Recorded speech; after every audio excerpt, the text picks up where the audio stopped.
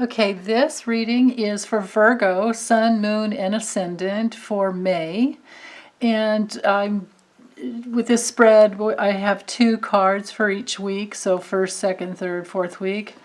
And in the first week, you have throughout the month, you have such a wonderful blend of a clear mental, focus, coupled with the emotional, bringing in the pure feelings, the realm of feelings to guide you, and going after, going for what you want. So this could be a really good month for you. Now, the first week we do have May Day. We have May Day and Cinco de Mayo in here. And with the King of Swords leading the week, I would say that, especially with the Emperor, coupled with the controlling nature of the Emperor, the realm that the Emperor covers is very fatherly, very oriented towards structure and protection, in the good sense of the words. But coupled with the King of Swords, I would say that this week is about making decisions, seeing the big picture coming from your wisdom. We have the owl here that indicates wisdom, and looking at, having the higher perspective, to see from the mountaintops, to see down into what it is you want your life to be like. And, of course, we're probably all still under, our social distancing, which we should be. And I know that you Virgos are, the Virgo energy in each of us is very oriented towards what is healthy and what is sustainable, and, looking at the fine details of life and making adjustments where need be. So it could be that this week you have a perspective, a higher perspective as to how to organize your life in a way that controls the future moving forward, in a good way, in a healthy way. And just seeing the place where, seeing the details of everything that you have already, absorbed over the last month especially, and seeing how that can create the type of life that you want to create. Whatever wisdom you've gained, whatever details you've noticed, what works and what doesn't work, what discernment, because with the Virgo energy, we're very discerning. So I believe this week is about discerning what it is that you want to bring into your life so that you're set in a way. The Emperor, it's a 4 card, so we're talking, the 4 pillars of our life. And we have a boundary containment around what we will and will not let into our homes, into our bodies, into our lives, of course, especially body first, home, into our hearts. And from there, you can move forward in a place where, see, if we're coming from a place of wisdom and we have a good container that's solid, we can move into opening our hearts even more. So within the second week, and we have Mother's Day within here, and in this week. So I believe it may be a very heart-opening experience. And there's a level with the King of Cups. So the Ace of Cups, of course, is always about opening your heart to more. And then bringing it into the King of Cups. So going from, the beginning of the suit of cups to the end, you have opening your heart to a place where you have emotional mastery. The King of Cups is very, he's the epitome of divine, emotional intelligence. And so he honors, so he doesn't come from emotional reaction, is what I should say. Instead, he comes from the place where he honors all the feelings. He really does, but he's not going to get caught up in emotional reaction. He's going to be in the place where he has a lot of discernment, and of course the King of Swords and the Queen of Swords up here. There's tremendous discernment here. So again, coming from that discernment and knowing what structure you want in your life, you can open your heart to more, because the structure's there, so you can relax and settle into, opening up to all the love you have in your family. And if you do, get to be with your mother somehow on Mother's Day, or even if it's not physically, like let's say taking her out to brunch, like maybe you did last year, or maybe this year, or maybe for you, it's about honoring your own motherhood in your life. But whether you're male or female, we all have our nurturing, receptive side, and that is the mother energy. So we may be finding a way to honor that differently this year, through the means of, social, through our social distancing. We'll be online, in like Skype or Zoom or some other expression of online experience. Or maybe it's just over FaceTime, right? Like who can't sit with FaceTime with your family? I imagine it takes quite a little bit to get the conference call from one member to another, but however you guys creatively want to do it, I see that there's a big heart-opening experience here that brings you into an even deeper place of mastery in the feeling realms. Now, the King of Cups is also both the King and the Queen of Cups. Well, Queen of Swords and King of Swords too. King of Swords often can be, they can be the attorneys, they can be the judges in life, as far as vocation. King of Cups is, oftentimes they are doctors, they are therapists, they are, doctors of all different types, right? Doctors, counselors, therapists, they're the dads that can also play the role as the mom. They're the very nurturing dads that can also love to like cook, clean, and just take care. And yeah, so there may be more of that this week in your life. I'd love to hear, always leave me a comment and let me know how it worked out for you. And then in the third week of May, we have I love this month because there's a lot of feminine and masculine combined. And of course, on the higher realms, there's no separation between the divine masculine and the divine feminine. But this week is more, again, we're in the realm of decisions. The King and the Queen of Swords are definitely clear-cut decisions about, the way things should be in your life, because you know better because you've been through it. The Queen of Swords often is a woman who's been through hard times. Sometimes she's divorced, sometimes she's a widow, sometimes she's just, gone through the school of hard knocks, gone through life, and she's matured and come through the other side. So there's clarity here. There's clarity. And notice there's a little cup down here where she always keeps in touch with that place where she knows that she's been able to dive into her feelings and come through the other side to more of a clear place. And that may be a lifelong process for all of us, right?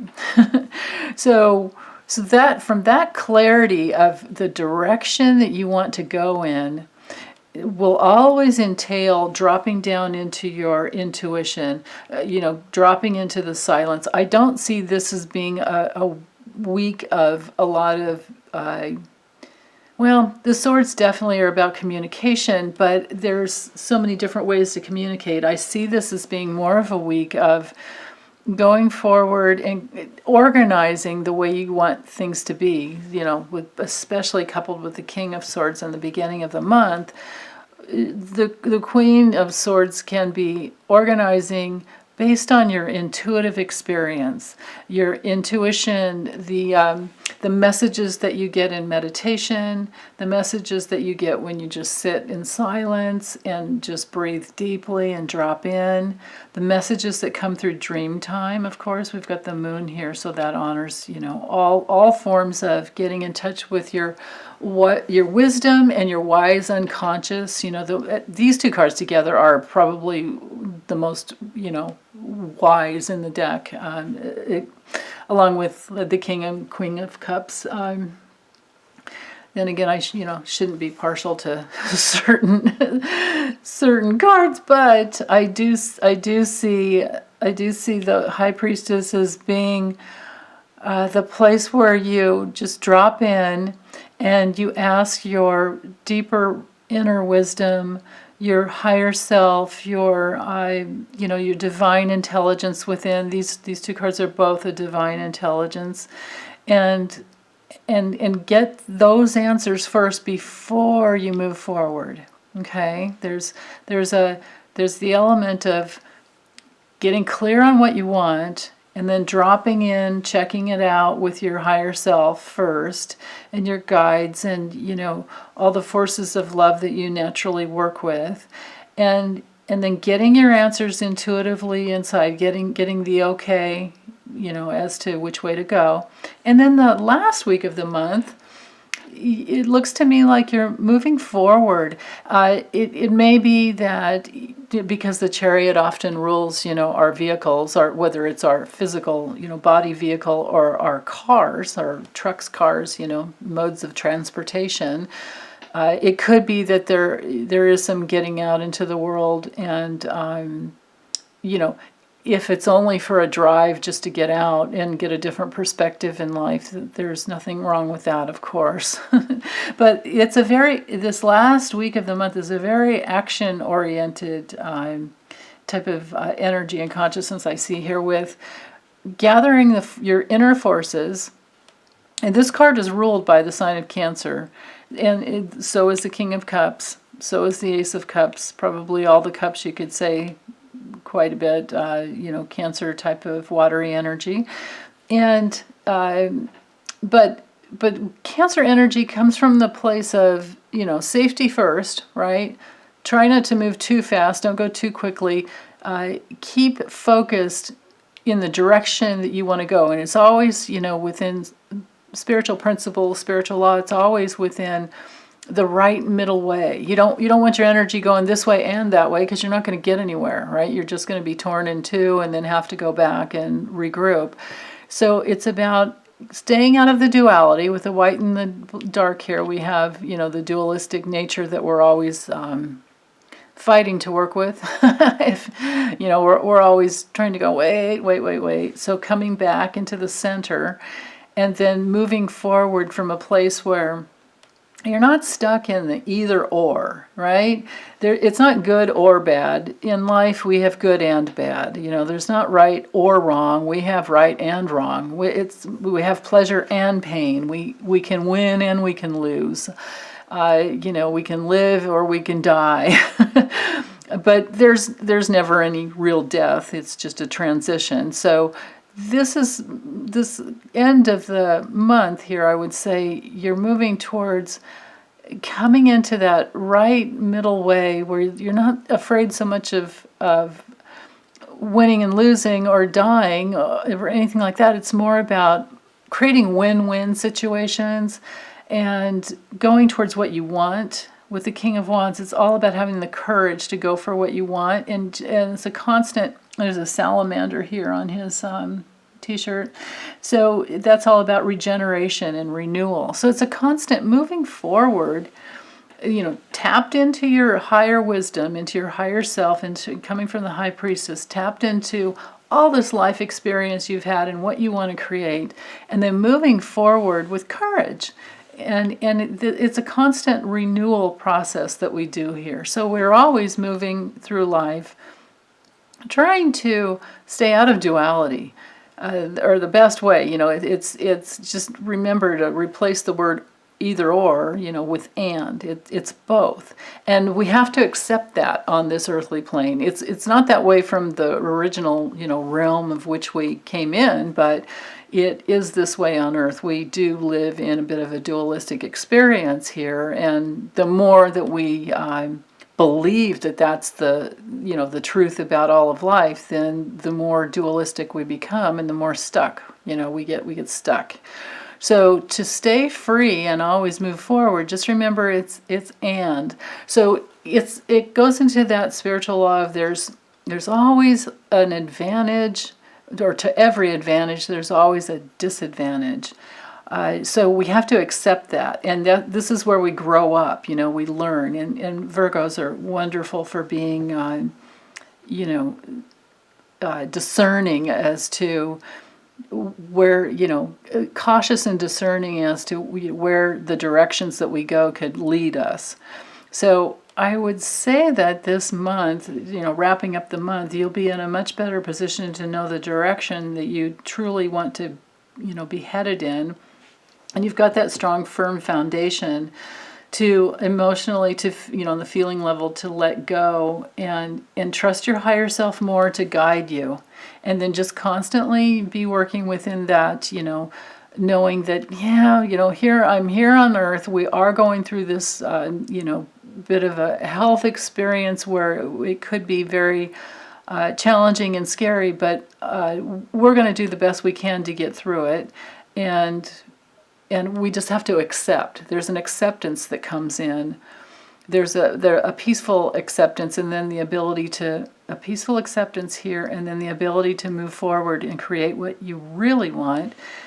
If you, can accept that we're human, we do have, this earthly body to take care of, and our life can be challenging sometimes to, to stay tapped into what we want to create rather than dealing with all the daily little details of protecting ourselves nowadays. It's, everything takes us more time.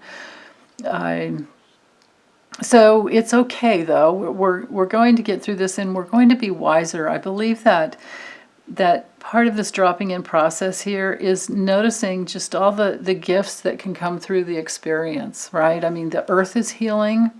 We have a pause in place. There's a lot of talk online about the great pause that we're in. It's a bit of a reset.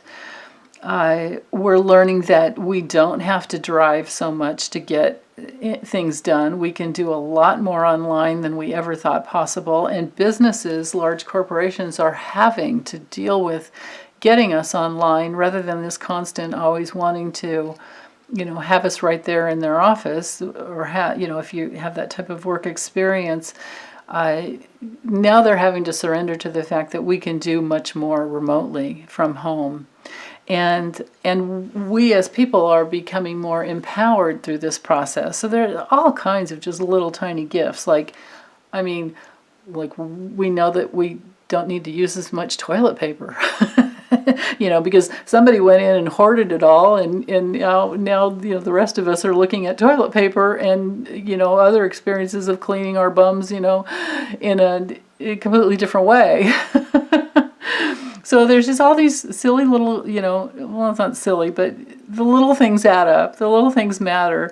The attitudes matter. Attitudes matter immensely. Our emotional attitudes can create our reality, and it can constantly renew. That dropping in and then moving forward from a deeper place of wisdom renews our life, and then we can just, continue on from there. So I see this as being a very, very wonderful month for you Virgos, and I would love it if you would let me know how it came through for you. Just leave me comments. I promise to respond.